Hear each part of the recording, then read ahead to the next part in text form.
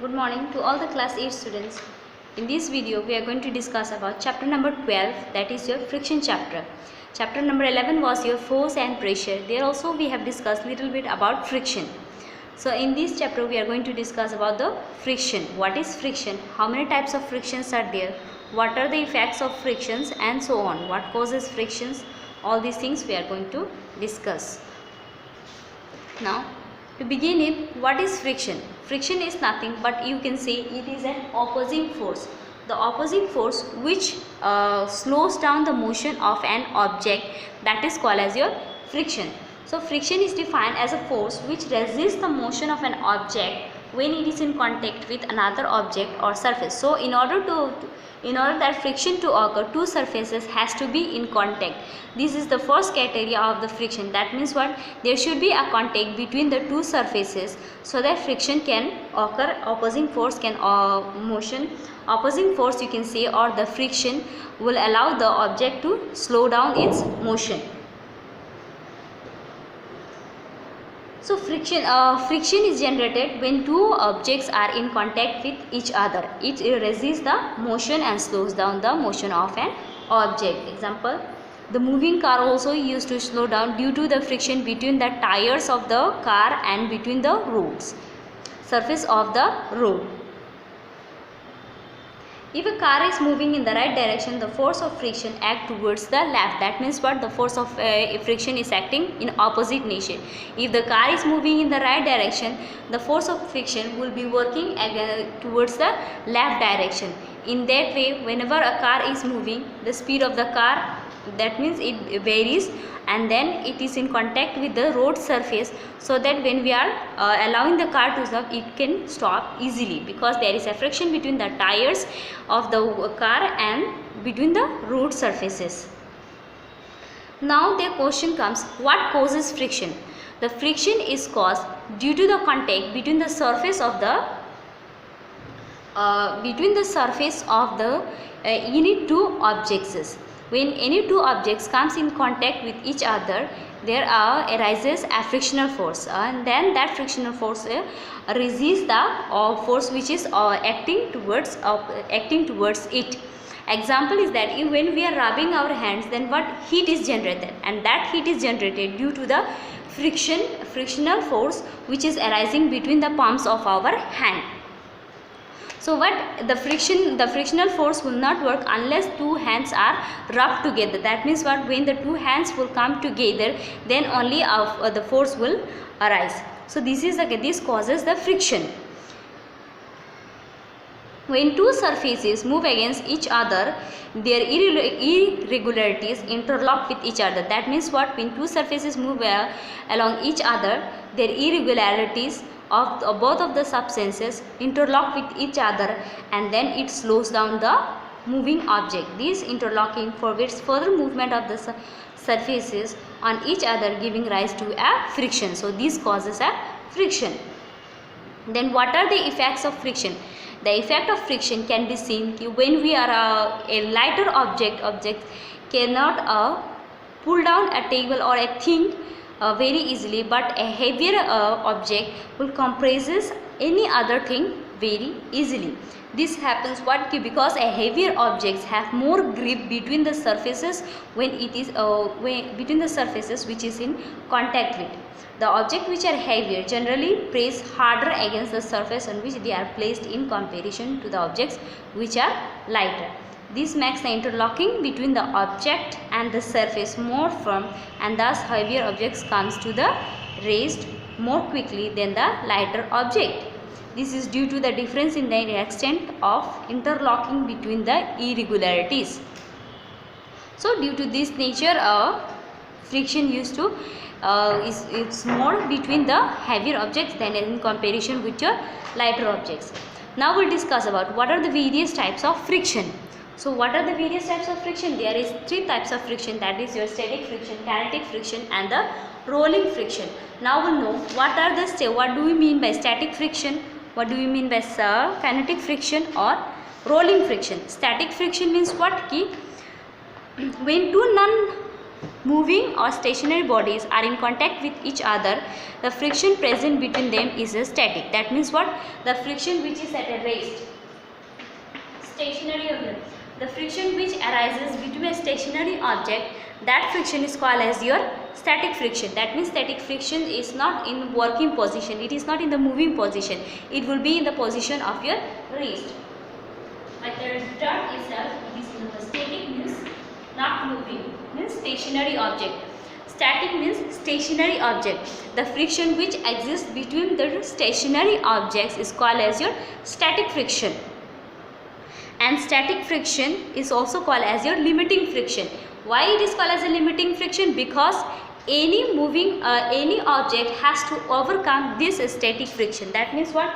The starting position of a moving of a friction will be this static friction. That means it is the point from which an object will start moving. So that is why it is called as your limiting friction. This limiting friction has to be overcome in order for an object to be in the motion state. Next is your sliding friction or kinetic friction. What is sliding? Kinetic friction is also called as your sliding friction.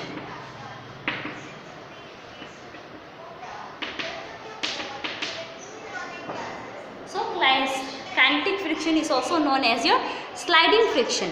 So kinetic, we know that kinetic motion means what? When two objects are in motion, the energy stored in that is called as your kinetic motion, or we can say that is your, so moving motion is called as your kinetic motion. In that way, similarly that kinetic friction means when two objects are in contact and they are moving with each other, the friction which is working there is your kinetic friction. And kinetic friction is also known as your sliding friction. Once a body starts moving over a surface, the friction between it and the surface is known as your sliding friction or the kinetic friction, or it is also called as your dynamic friction. That means there are three terms which is related there: sliding friction, kinetic friction and dynamic friction is the same thing.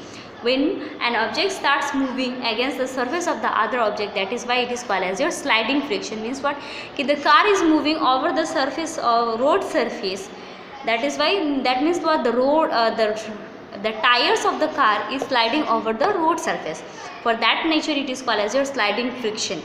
And kinetic in nature, the objects is moving in nature, and dynamic, and then it is in equilibrium state. That means what? There is an equal dynamic means in the state of equilibrium. There is an equal friction between the road surfaces as well as between the tires of the car. So these are the ones.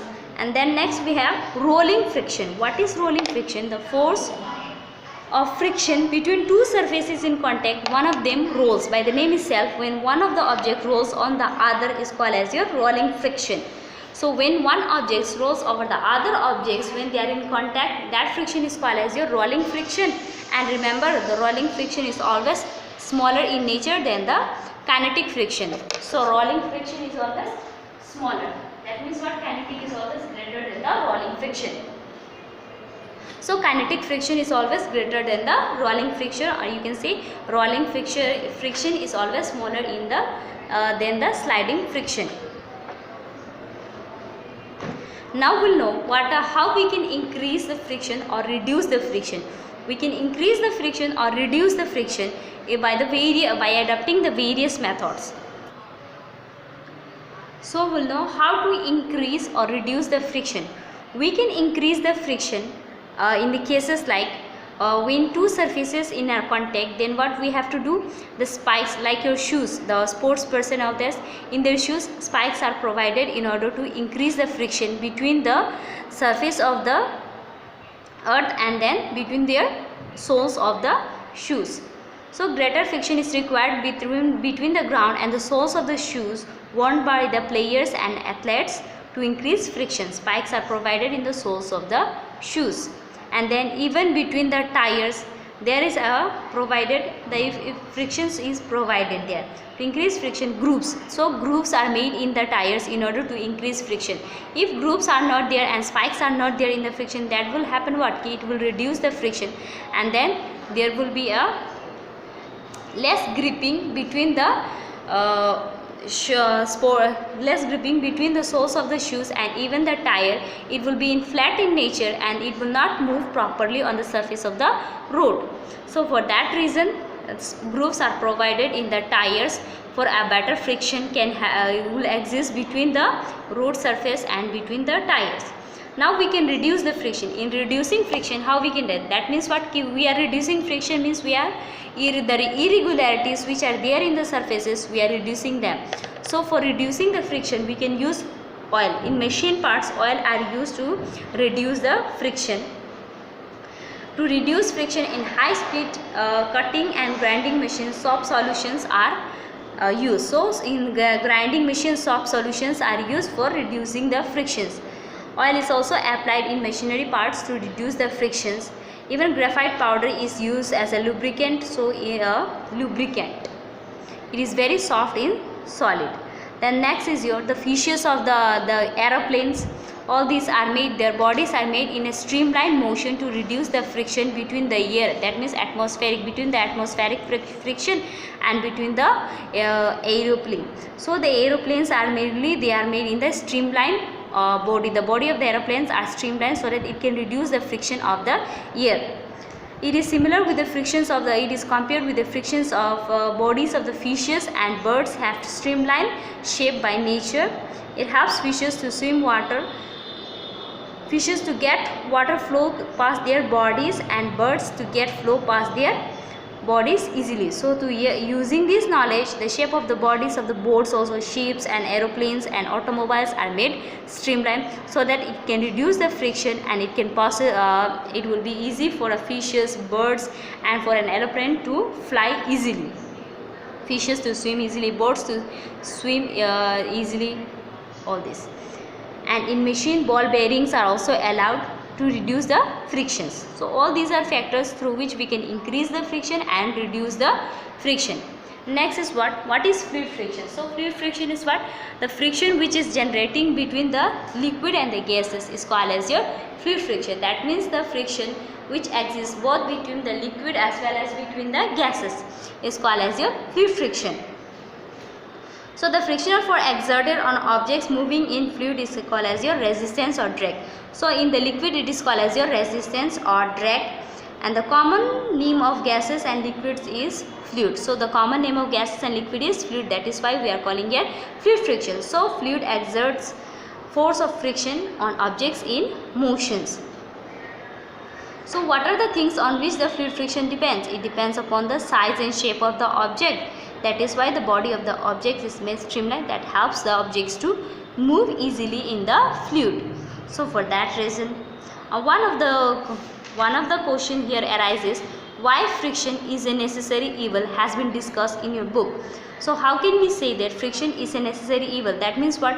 Friction is what are the disadvantages of friction and what is the advantages of the friction. So what is the disadvantages of the friction? The best example can be noted is what? The automobiles, that means your cars and vehicles which are running on the surface of the road, is happening what? Due to the friction